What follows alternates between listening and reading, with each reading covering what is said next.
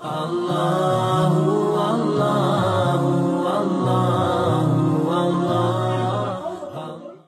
Bertaubat harus dibuktikan, bukan hanya sekedar astagfirullah, nangis.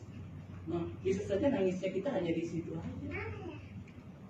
Harus dibuktikan. Di mana dibuktikan? Ketika kau di tengah-tengah keluarga ramai, betul-betul bertaubat tidak? Ketika kau di tengah-tengah masyarakat, betul nggak bertaubat? Jangan sampai hanya di mana? Jangan sampai hanya di atas sajadah, jangan sampai hanya di Mekah, jangan sampai hanya pada saat umroh kita bertaubat, tapi ketika kita keluar dari suasana seperti itu, nggak terlihat taubat. Makanya Allah bilang apa? Dalam hadis qudsi yang tadi saya mau ceritakan.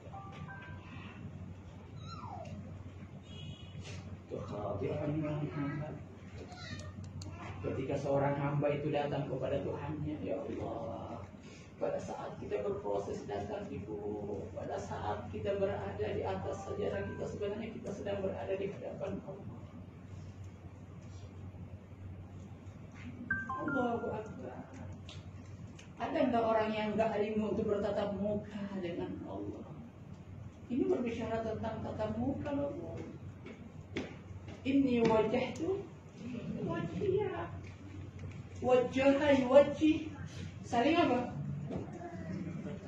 Bukan wajah. Kalau wajah itu apa? Wajah itu menghadap. Tapi wajah berarti apa? Saling menghadapkan wajah. Di sana menghadap, di sini menghadap. Seperti ini bertatap muka. Inni wajahtu wajhiya. Ya Allah, saya memandang wajah. Di sana pun apa? Memandang wajahnya. Jadi ketika saya bilang wajah itu ilaika, saya apa? Saya memandang wajahmu, berarti yang di sana pun sedang memandang. Tapi lain kalau misalnya ibu, ya, ibu kalau misalnya saya bilang apa? Wajah itu ilaika. Tapi ternyata apa? Wajahnya ibu menghadap ke sana. Tidak dikatakan wajah itu loh, Bu. Karena mukanya tidak sedang menghadap kepada saya. Itu wajahku. Jadi ketika kita katakan ini wajahku, berarti saya sadar bahwa pada saat itu Allah sedang menatap wajah. Makanya saya mengucapkan ini wajahku, baru takbir. Nah, itu wajahku loh, Bu. Itu iftitah. Allahu Akbar. Jadi pada saat kita datang seperti itu, Allah. Ketika hati kita tidak di hadapan Allah, kita tidak hadir di hadapan Allah pada saat itu. Kita tidak merasakan kehadiran Allah pada saat itu, tapi pikiran kita lari ke sana kemari. Kita tidak menghadapkan wajah kita. Mana wajah saya? Bukan wajah ini yang mau ditatap oleh Allah, bukan. Tapi wajah hatimu yang mau dilihat oleh Allah. Hatimu yang kau hadapkan kepada Tuhan. Apakah hatimu pada saat itu betul-betul kau berikan kepada Tuhan? Hati kita yang mau kita berikan kepada Allah. Ya Allah, ini hati saya sedang menatap wajahmu, ya Allah. Allahu Akbar. Makanya coba Anda lihat pada saat terdengar suara azan Allahu Akbar, Allahu Akbar, tiba-tiba wajahnya Rasulullah menjadi pucat. Di dalam hadis yang diriwayatkan oleh Aisyah, menjadi pucat. Ketika itu Rasulullah lagi berbicara dengan Aisyah. Tiba-tiba datang suara azan dari Bilal. Allahu Akbar. Tiba-tiba Rasulullah terdiam. Pucat wajahnya Rasulullah. Komentar Aisyah bertanya, ya Rasulullah, kenapa engkau komentar pucat wajahmu? Katanya, hana liqa orang. Ini waktunya untuk berjumpa dengan Tuhan. Allah. Ini saatnya untuk berjumpa dengan Tuhan kita. Dia memanggil. Makanya gemetar, apa yang harus saya persembahkan? Apakah dia mau terima atau tidak? Apakah saya layak atau tidak? Ini yang mau dipikirkan. Bukan sekadar datang begitu saja. Bukan itu, Ibu. Harus ada persiapan. Isti'adat yang harus kita persiapkan. Kita mau belajar ini tidak lain untuk memunculkan kesiapan itu tadi. Ini proses yang mau kita lakukan, bukan sekedar berbuat kebaikan saja, Ibu. Ibu hadir ke sini. Tidak lain kita ingin belajar bagaimana menjadi manusia yang sukses.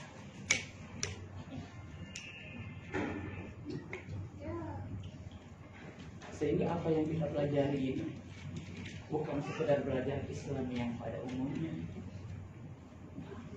tapi ini adalah hikmah Quran spiritual. Yang biasa orang-orang bilang ma'rifat, mau dibilang tasawuf, mau dibilang irfan, mau dibilang apa saja, tapi pada akhirnya tidak lain adalah pengenalan tentang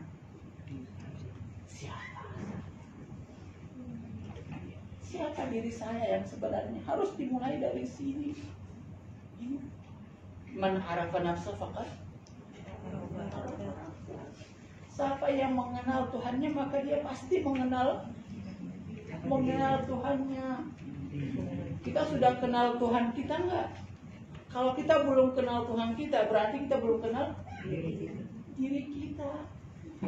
Diri yang mana yang mau dikenal? Oh, diri saya yang punya mobil. Oh, diri saya yang ustadz. Oh, diri saya yang ini, yang bukan itu, Ibu. Status tidak ada di hadapan Allah. Jangan Anda lihat bahwa status-status yang kita miliki sekarang ini itu ada di hadapan Allah. Tidak ada sama sekali. Tidak ada loh, Bu. Jadi status apa saja, tempelan apa saja yang kita miliki itu tidak ada di hadapan Allah. Enggak pernah hadir di hadapan Allah. Allah nggak pernah tahu kita siapa selain hamba. Itu saja yang Allah tahu. Jadi Allah tidak pernah kenal karomah sebagai seorang ustadz. Itu nggak ada. Yang Allah lihat apa? Hamba. Jadi sama semua derajat di hadapan Allah. Tidak berbeda. Sama semua. Yang membedakan apa? Yang membedakan ketakwaan. Tidak ada yang membedakan. Jadi jangan melihat, oh dia kaya, berarti mudah untuk berinfak. Nggak ada di hadapan Tuhan seperti itu. Nggak ada. Infak tidak pernah berhubungan dengan apa? Dengan berapa materi yang Anda miliki. Nggak pernah. Oh, tunggu nanti saya udah kaya baru saya bersedekah. Tidak ada. Oh, tunggu nanti saya udah di majelis taklim baru saya mau. Nggak ada di hadapan Allah seperti itu. Apa yang Anda miliki, apa yang Anda sadari, itu yang Anda harapkan dari kita. Kalau saya hanya tahu satu, berarti yang Anda harapkan dari kita, bagaimana kita bisa beramal dengan satu yang saya paham.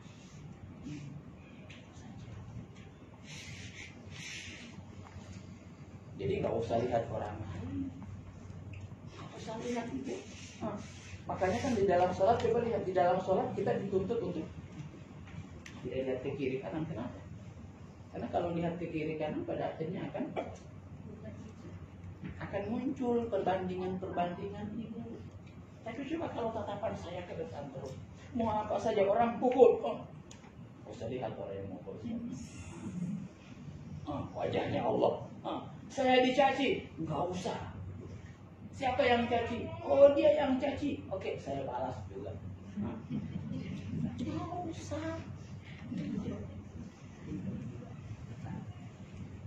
Kalau kayak gituan terus, Ibu, nggak ada habis-habisnya, Ibu.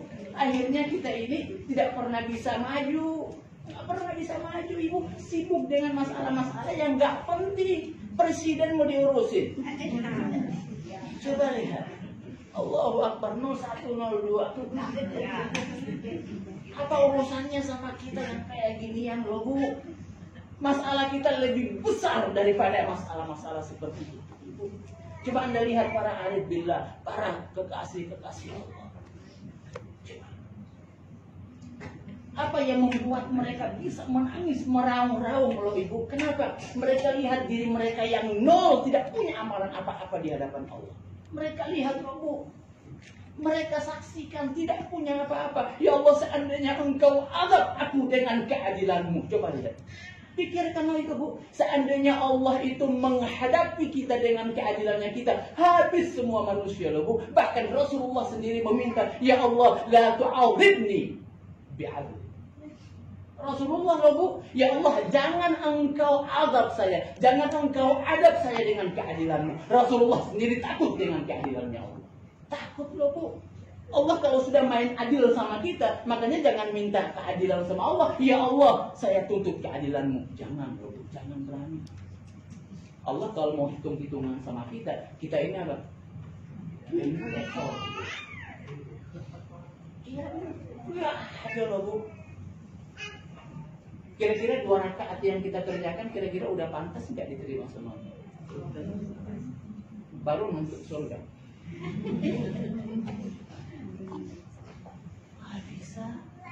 Gak bisa nuntut apa-apa. Makanya Anda lihat para wali-wali Allah, para kekasih Allah lebih banyak meminta atau lebih banyak merintih? Merintih daripada meminta. Kenapa? Karena saking banyaknya pemberiannya Tuhan. Wong saya udah nggak bisa mengganti, kok saya harus meminta lagi? Anda kalau meminta harus ada yang Anda beri dulu. Anda kalau misalnya mau minjam uang di bank, kira-kira bank mau ngasih Anda kalau nggak ada jaminan? Enggak. Kalau mau ngasih Allah juga kayak gitu, kira-kira apa jaminanmu? Ada nggak jaminanmu kalau kau itu betul-betul punya sesuatu? Nggak punya. Kita ini nggak punya apa-apa loh bu, nggak punya amal kebaikan, nggak ada, nihil di hadapan Allah, kosong di hadapan Allah. Para wali Allah selalu melihat mereka itu kosong di hadapan Allah, walaupun mereka punya kebaikan. Orang yang mudah membenci orang lain, orang yang mudah mencaci orang lain, kenapa? Karena melihat diri dia punya kelebihan dari orang.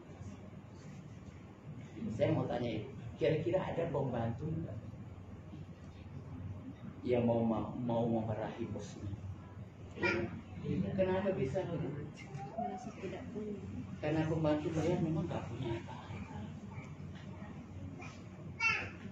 Apa yang mau diandalin sampai dia bisa memarahi bosnya dia? Kira-kira kita di hadapan Tuhan kalau meminta gimana caranya kita lakukan? Kan maksa sama Allah, ya Allah kenapa belum dikasih ya Allah? Saya kan udah tahajud, saya kan udah sholat, saya udah umrah bolak-balik, ya Allah kenapa belum dikabulkan? Nuntut sama Allah. Coba bayangkan, Allahu Akbar.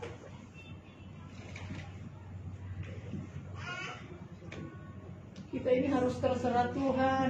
Namanya tawakal apa Bu? Tawakal artinya apa?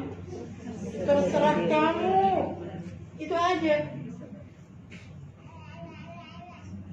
Kesalahannya manusia itu lebih sering melihat ke depan daripada melihat diri. Orang kalau selalu melihat ke depan pasti akan selalu banyak kritiknya, banyak gak puasnya.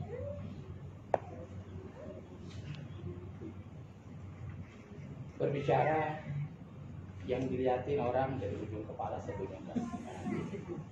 Itu bermain pikiran kita. Tapi coba kalau berbicara sama orang dilihat ini, oh ternyata sepatu saya salah pakai. Kita kan langsung sadar diri kita, langsung sadar. Tapi coba kalau lihat punya orang, ya Allah kok makainya kayak gini ya, kritik yang muncul. Makanya kita selalu dibilang apa? Ughdhu absarakum, tundukkan. Jadi bukan hanya sekedar melihat laki dan perempuan, enggak. Dalam berjalan harus apa? Tundukkan. Makanya orang-orang mukmin itu apa? Ibadur Rahman alladzina yamshuna 'alal ardi haunan. Orang-orang hamba Ar-Rahman. Ar-Rahman kan apa? Para hamba-hamba yang terkasihi, para hamba-hamba yang tersayangi. Itu berbeda loh Bu. Ibadur Rahman yang dipakai oleh Allah. Artinya hamba-hamba yang sudah punya sifat apa? Sifat kasih di dalam hatinya. Orang yang sudah punya sifat kasih di dalam hatinya tidak punya lagi kesombongan. Kenapa nggak punya kesombongan? Karena tidak melihat diri dia punya sesuatu. Makanya ketika mereka melihat diri mereka nggak punya sesuatu, gimana jalannya loh Bu? Tawadhu. Gitu. Itu ibadur Rahman alladzina yamshuna 'alal ardi haunan, enggak punya apa-apa. Semuanya punya Tuhan, bukan punya saya. Diambil sama orang. Ya Allah, ternyata kamu yang mengambil ya Allah. Udah ikhlaskan. Allah yang mengambil, hanya meminjam tangannya orang. Hanya dipinjam. Allah kan nggak bisa turun. Kenapa Allah utus orang untuk mengambil? Karena kamu terlalu sekeh. Makanya diutus sama Allah, tuh ambil pencuri sana. Terkadang kita buka pintu 24 jam, nggak ada juga orang yang masuk, dikunci, ditutup, kok banyak yang masuk? Kenapa? Karena Allah mengutus orang itu supaya mengambil sesuatu. Karena saya sudah beramal, kamu merasa kamu beramal, kamu merasa kamu bersedekah, tapi Allah tahu kamu belum bersedekah. Kenapa? Belum sampai di hadapan.